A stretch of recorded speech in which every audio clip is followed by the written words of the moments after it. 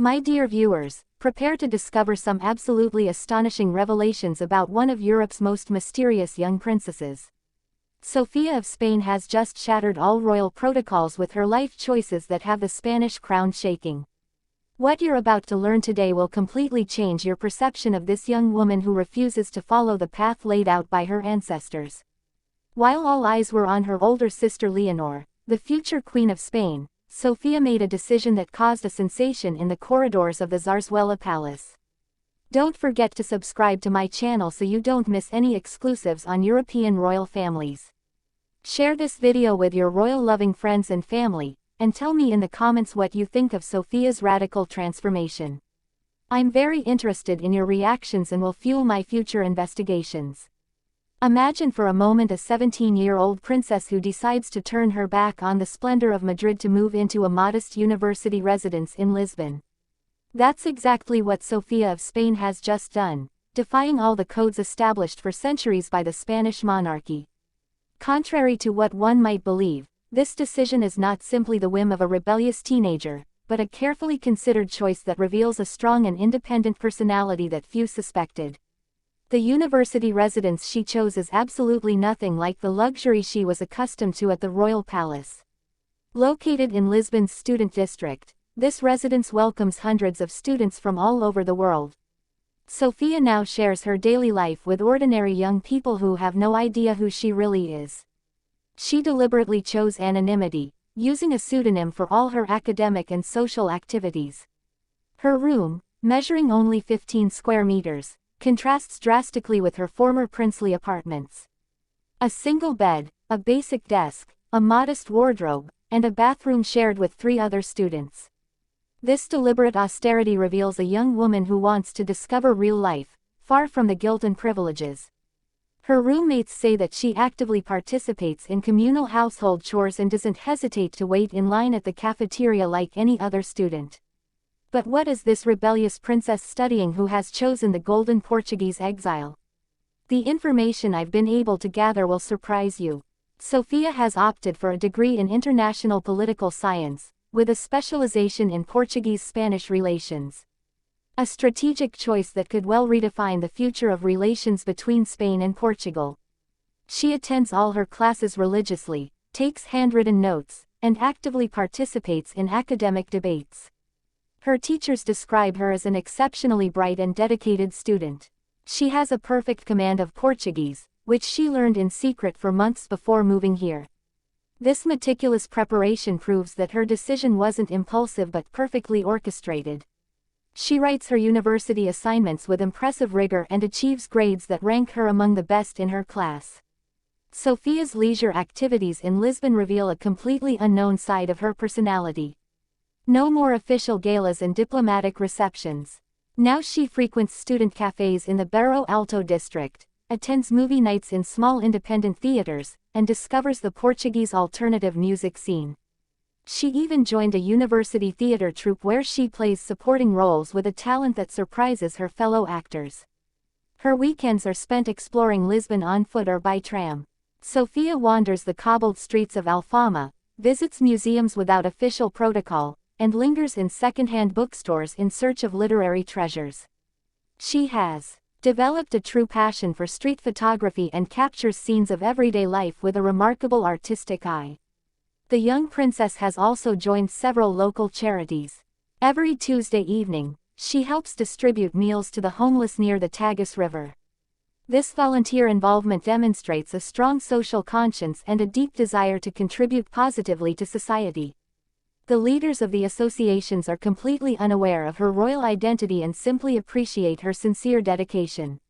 Her physical transformation accompanies this personal metamorphosis. Gone are the formal outfits and sophisticated hairstyles. Sofia now sports a casual style with jeans, sneakers, and hoodies. She cut her hair and adopted a more modern hairstyle that makes her virtually unrecognizable. This new appearance allows her to go unnoticed on the streets of Lisbon.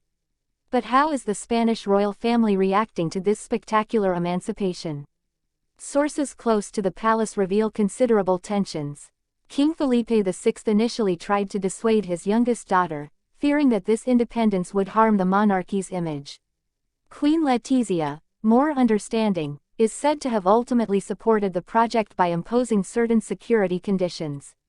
Infanta Leonor, heir to the throne, observes her sister's freedom with a mixture of admiration and envy. Constrained by her future role as queen, she cannot afford such escapades. This difference in destiny drives a wedge between the two sisters, who were once very close. Sofia enjoys a freedom that Leonor will probably never know. Sofia's safety is a major challenge for the Royal Protection Services. A discreet team ensures her remote surveillance without interfering with her student life. These specialized agents blend into the university landscape and watch over her without her even noticing. This invisible protection requires considerable resources and perfect coordination. The Spanish media remain divided over this princely initiative. Some see it as a breath of fresh air that modernizes the monarchy, while others denounce it as an abandonment of royal responsibilities.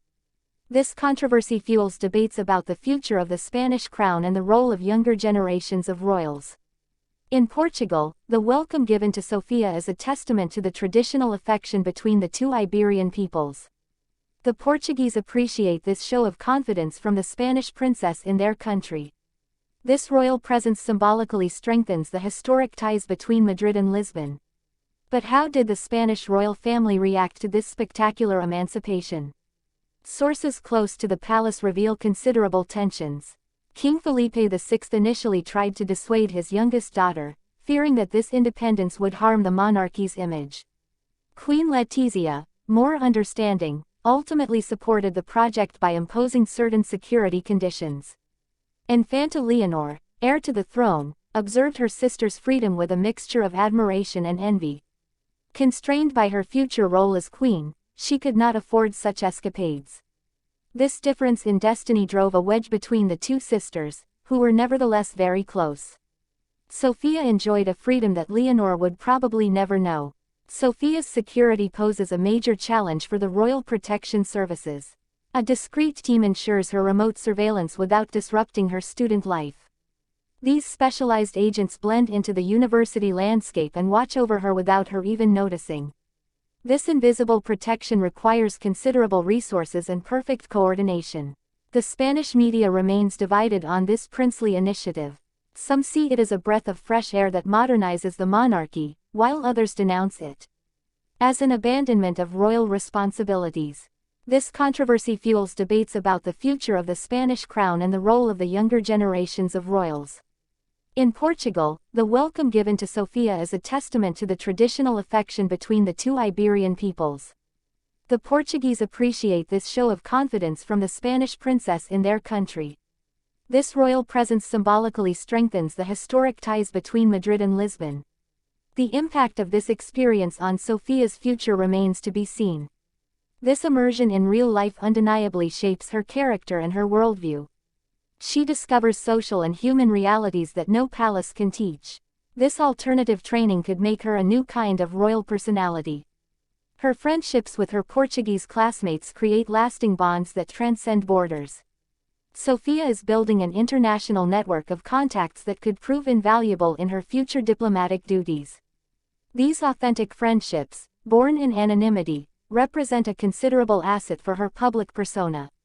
The question of her return to Spain remains open. Should Sofia finish her studies in Lisbon or return to Madrid to assume her princely responsibilities? This decision will largely depend on the evolution of her family situation and the pressures exerted by the monarchy. Her example is already inspiring other young members of European royal families. This search for authenticity and independence reflects the aspirations of her generation. Sofia could well usher in a new era for European monarchies. Will this Portuguese experience definitively transform Sofia of Spain, or is it simply a parenthesis before her return to royal duties?